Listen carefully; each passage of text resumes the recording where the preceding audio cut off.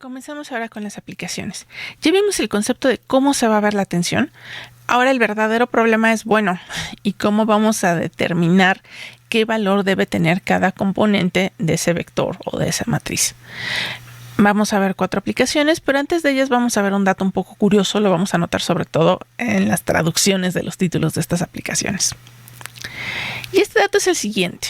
Ustedes notarán frecuentemente en internet, en las traducciones, en artículos, en diapositivas, que aparecen 2 términos. A veces se habla de neuronal y a veces se dice neural.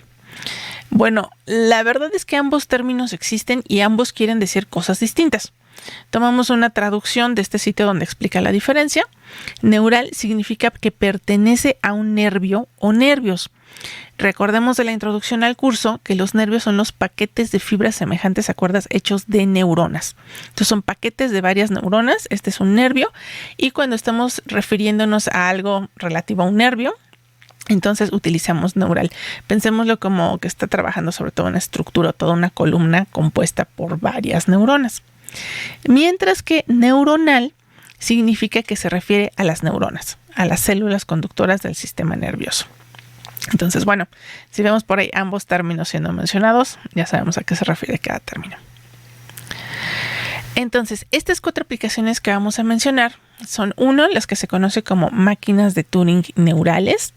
Y la primera aportación que se está haciendo aquí es introducir el manejo de una memoria sobre la cual pueda escribir y leer. La segunda aplicación, son las famosas y ya casi encontrables en cualquier lugar, interfaces con atención, como los ejemplos que mencionábamos para tener una sección de una imagen, una sección de un audio o de un texto. La tercera se conoce como tiempo de computación adaptativo y tiene que ver con dedicarle más tiempo de procesamiento a las partes más complejas de un cómputo. Y finalmente tendremos una sección un poco más larga y más detallada de lo que es un programador neural.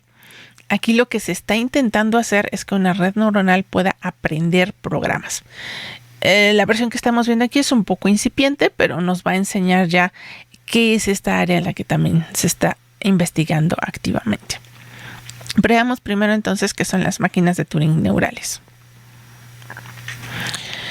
La idea básica en la primera versión de máquina de Turing neurales es que tenemos una memoria. La memoria, como siempre, la estamos considerando como un arreglo de bits, por ejemplo, pero paralelo a la memoria vamos a tener una unidad de atención.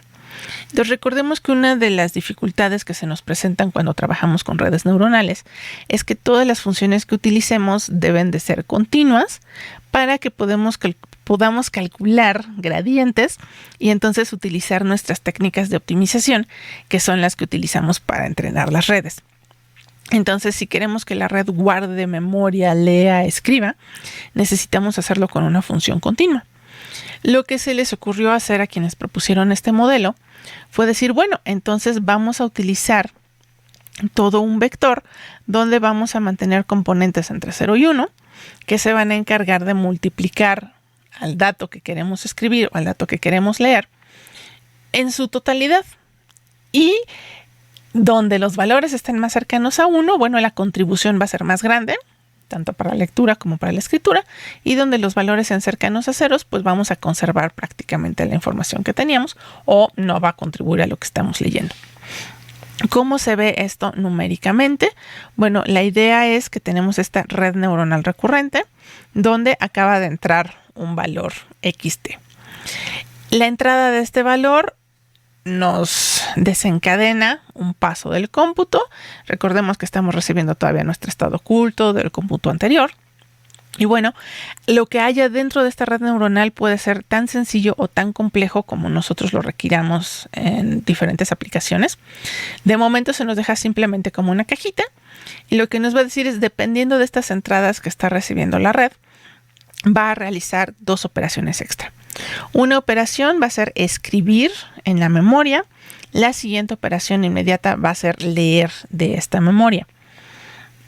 Para escribir, se va a generar un vector que decíamos va a tener exactamente las mismas dimensiones que la memoria que tenemos y el dato que vamos a escribir está dado por esta fórmula de acá. Dice, vamos a tener dos contribuciones. Por un lado, vamos a tener la palabra que queremos escribir, esta W, que va a ir multiplicada directamente por el vector de atención. En un mundo ideal, supongan que quieren escribir solamente en el bit de aquí. Pues entonces esto sería 0001, 00000. Y entonces automáticamente se escribiría aquí el bit W, ¿no?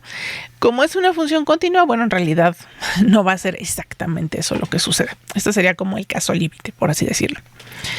Ahora, la otra componente que vamos a tener es cuánto conservamos de la memoria original, y claramente lo que conservemos pues va a ir multiplicado por el complementario de la atención, de manera que, bueno, si aquí escribíamos el 1, pues todo lo que estaba aquí va a quedar multiplicado por un 0 y queda borrado, y viceversa, si aquí teníamos ceros, entonces el complementario sería el 1 y estamos conservando toda la información.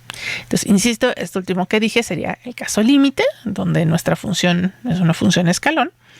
En la práctica, bueno, el módulo de atención va a tener aquí una función continua. Entonces, se va a escribir en ciertas regiones de la memoria y en las otras el impacto va a ser más pequeño. Y este es, en resumen, la función de escritura.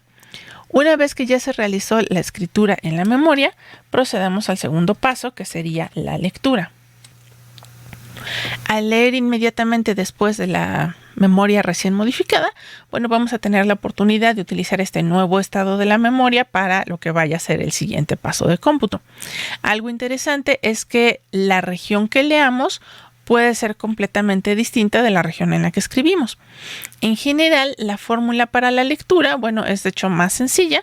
Lo que vamos a tener es esta multiplicación término a término de los elementos de atención por los elementos que teníamos de la memoria. Se va a hacer una suma y el resultado de este producto punto es lo que vamos a tener como pues ahora sí que como resultado de la lectura que se hizo de la memoria. Y una vez más, bueno, ¿qué hagamos exactamente con estos valores? Ya dependerá de la función que le queramos dar a nuestra red neuronal. El siguiente problema que tenemos es decir, bueno, pero ¿cómo vamos a calcular qué valor debe de tener este vector de atención? Entonces, en el siguiente video vamos a profundizar en la estructura que tiene este módulo.